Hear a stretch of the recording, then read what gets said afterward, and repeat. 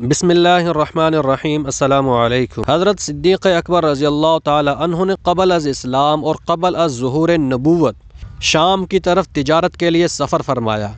شام سے قریب ایک خواب دیکھا جس کی تعبیر آپ نے بحیرہ راہب سے معلوم کی۔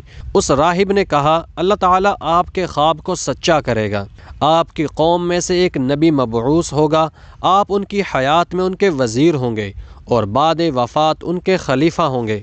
پس اس خواب کو صدیق اکبر رضی اللہ تعالی عنہ نے چھپایا، کسی سے ظاہر نہیں کیا، یہاں تک کہ حضور اقدس صلی اللہ علیہ وسلم کو نبوت عطا ہوئی، اور اعلان نبوت سن کر حضرت صدیق اکبر حاضر ہوئے اور عرض کیا، اے محمد صلی اللہ علیہ وسلم، آپ نے جو دعویٰ فرمایا ہے اس کی دلیل کیا ہے؟